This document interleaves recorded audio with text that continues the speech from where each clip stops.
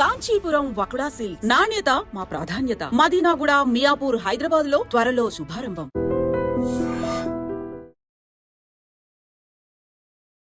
Hi hello నమస్తే, welcome back to iron media. ఈరోజు మనతో ఉన్నారు మన ఫేవరెట్ ఫైనాన్షియల్ అడ్వైజర్ అయిన రమేష్ పసుపులేటి గారు. ముఖ్యంగా ఈరోజు ఎపిసోడ్లో క్రిప్టో కరెన్సీ, అందులో కూడా ఎలాంటి కరెన్సీస్, ఎలాంటి కాయిన్స్ ఇప్పుడు బూస్ట్ అవ్వబోతున్నాయి, అలాగే రీసెంట్ అప్డేట్ పై కాయిన్ అనేది ఒకటి ఐపీఓకి రానుందని కొంచెం ఇన్ఫర్మేషన్ వచ్చింది. ఇలాంటి విషయాలన్నింటిపై అప్డేట్ తీసుకుందాం.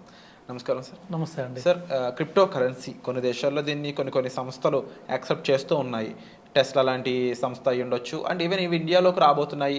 ముఖ్య ఇండియాలో చూసుకున్న అప్డేట్స్ అయితే జియో కాయిన్ రాబోతుందని ఒక అప్డేట్, పై కాయిన్ ఐపీఓకి రాబోతుందని మరొక అప్డేట్, కొన్ని కాయిన్స్ని గవర్నమెంట్ అలౌ చేయబోతుందని మరొక అప్డేట్ వస్తుంది. అసలు ఈ క్రిప్టో కరెన్సీ ఇండస్ట్రీలో ఏం జరగబోతుందంట?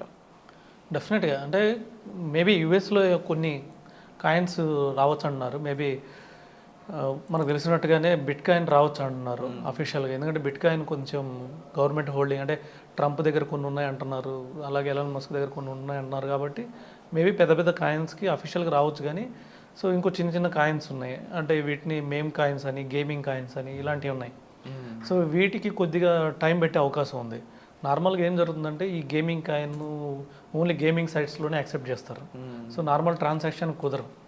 సో అలాగే మేమ్ కాయిన్స్ ఉంటాయి, జోక్స్, ఏమైనా జోక్స్ సంబంధించినవి మనం బై చేయాలన్నా కానీ సో వాటి కోసం వాడతారు. ఈ బిట్ కాయిన్ ఇవి ట్రాన్సాక్షన్కి వాడతారు. బిట్ కాయిన్ కానీ లేకపోతే ఎథీరియం కానీ, సో ఇవన్నీ బ్యాంకింగ్ కూడా వాడతారు. సో అంటే డైరెక్ట్గా బ్యాంకింగ్ లాగే ట్రాన్స్ఫర్ చేసుకోవచ్చు. అసలు ఈ బిట్ కాయిన్ ఎందుకు వచ్చిందంటే నార్మల్గా అప్పుడు స్టార్టింగ్ అప్పుడు 1996 ఆ టైంలో మనం ఏదైతే మనీ ట్రాన్స్ఫర్ చేసుకోవాలంటే సో అప్పుడు హ్యూజ్ బ్యాంకింగ్ ఛార్జెస్ ఉండేవి.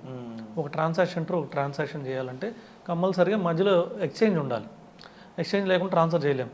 ఎక్స్చేంజ్ సపోజ్ ఇప్పుడు ఎక్స్చేంజ్లు ఏమున్నాయంటే మనకి బ్యాంకింగ్ ఉంది, లేకపోతే యూపీఐ సిస్టమ్ ఉంది. సో ఇలాంటివి ఉంటాయి, వీటికి ఛార్జెస్ ఉంటాయి. ఇంకొకటి ఏంటంటే మనం ఏం ట్రాన్సాక్షన్ చేస్తున్నామో బ్యాంకుకి తెలుసు, అలాగే యూపీఐ వాళ్ళకి తెలుస్తుంది.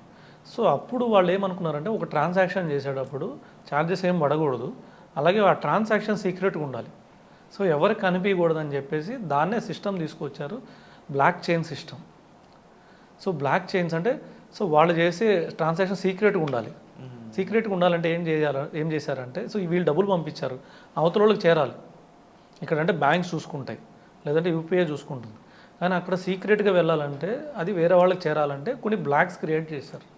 వీటిని మెమోరీస్ అనేసి, అంటే ఒక్కొక్క ప్రాబ్లమ్స్ క్రియేట్ చేశారు. కొన్ని ప్రాబ్లమ్స్ సొల్యూషన్ చేసినప్పుడు ఒక బ్లాక్ క్రియేట్ అవుతుంది. సో ఒక లింక్ ఉండాలి మధ్యలో మనీ టు మనీ ట్రాన్స్ఫర్ చేయడానికి. సో ఒక బ్లాక్ క్రియేట్ అయినప్పుడు మళ్ళీ దానికి ఇంకో లింక్ చేయాలి, ఇంకొక బ్లాక్ క్రియేట్ చేయాలి, దానికి ఒక ప్రాబ్లం క్రియేట్ చేశారు. అది చాలా డిఫికల్ట్ ప్రాబ్లం ఉంటుంది. అది కూడా ఏంటంటే ఎక్కువ మంది మైనింగ్ చేసేవాళ్ళు ఉంటే ఎక్కువ డిఫికల్ట్గా పెడతారు ప్రాబ్లం. అదే తక్కువ మంది మైనింగ్ చేసేవాళ్ళు ఉంటే చాలా సింపుల్గా ఉంటుంది. ఇలాగా ఎవరైతే క్లియర్ చేస్తారో ఆ ప్రాబ్లం ఏదైతే ఇచ్చారో ఆ ప్రాబ్లం క్లియర్ చేసిన వాళ్ళకి కొన్ని కాయిన్స్ ఇస్తారు, బిట్ కాయిన్స్ ఇస్తారు.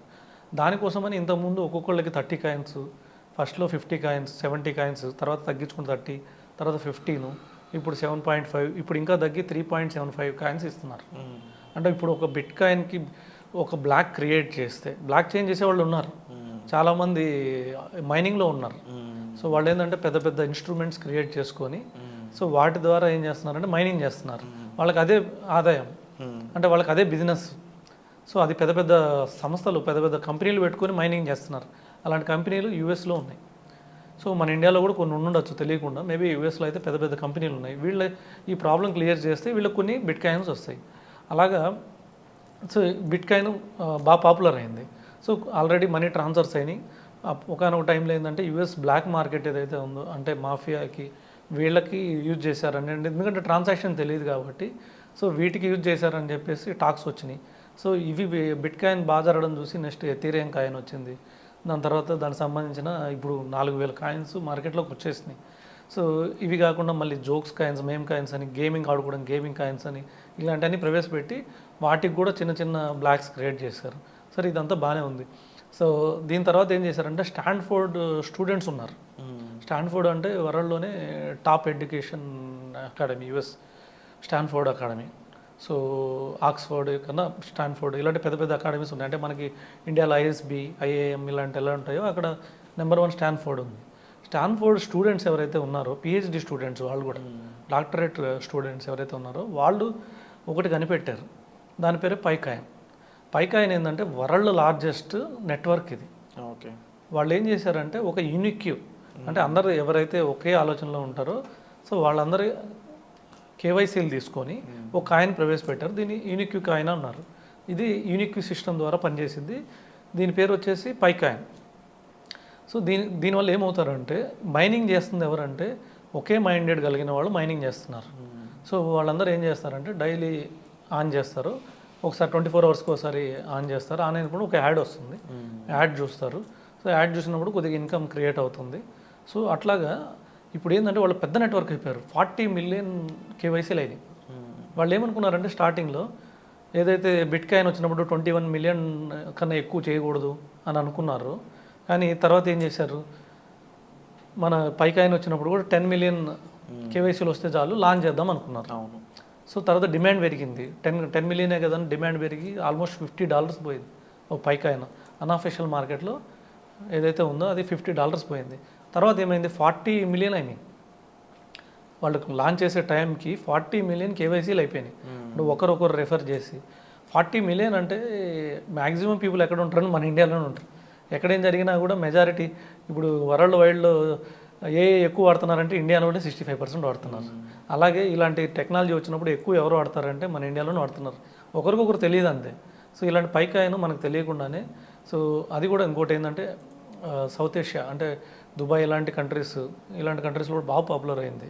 సో అరబ్ కంట్రీస్ కొద్దిగా, సో వాటిలో కూడా బాగా పాపులర్ అయింది. తర్వాత యూఎస్లో కూడా బాగా పాపులర్ ఉంది. ఎందుకంటే వీళ్ళు స్టార్ట్ చేసిన వాళ్ళు బాగా తెలివైన వాళ్ళు, స్టాన్ఫోర్డ్ యూనివర్సిటీ వాళ్ళు అంటే. సో అందుకని ఇది రీసెంట్గా లాంచ్ కూడా చేశారు. మన ఫిబ్రవరి 20వ తారీఖు లాంచ్ అయిపోయింది. సో ఒక కాయిన్ వచ్చేసి ఇప్పుడు $2 దగ్గర వస్తుంది. ఇది లాంచ్ అవడం $2 దగ్గర లాంచ్ అయింది. $3.5 దాకా వెళ్ళి ఒక కాయిన్కి మళ్ళీ అది $0.75కి వెళ్ళింది, తగ్గిపోయింది. మళ్ళీ ఇప్పుడు $2కి వచ్చింది. కానీ ఏదేమైనా కానీ వాళ్ళ దగ్గర ఒక డాటా ఉంది. ఓకే.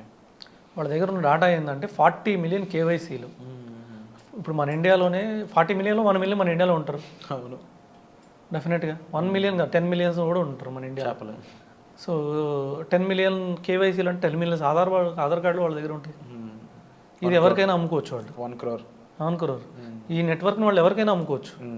సో ఈ విధంగా ఇది పెద్ద మార్కెట్ వాళ్ళకి. అందుకనే పైకాయిన్ బాగా పాపులర్ అయింది. ఇంకా ఫ్రీ మైనింగ్ ఉంది. March 31 వరకు ఫ్రీ మైనింగ్, ఎవరైనా రెఫర్ చేస్తే ఒక కాయిన్ ఫ్రీగా ఇస్తున్నారు. తర్వాత నుంచి ఓన్లీ కొనుక్కోవడమే. ఓకే. అది పైకాయిన్ గురించి.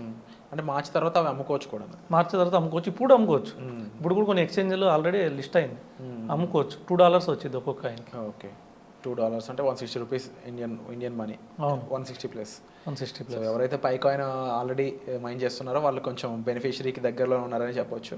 అండ్ ఇదండి లేటెస్ట్గా మనకి ఓవరాల్గా ఓవరాల్గా బిట్ కాయిన్, పైకాయిన్ అండ్ కాయిన్ సంబంధించిన ఇన్ఫర్మేషన్ అనేది.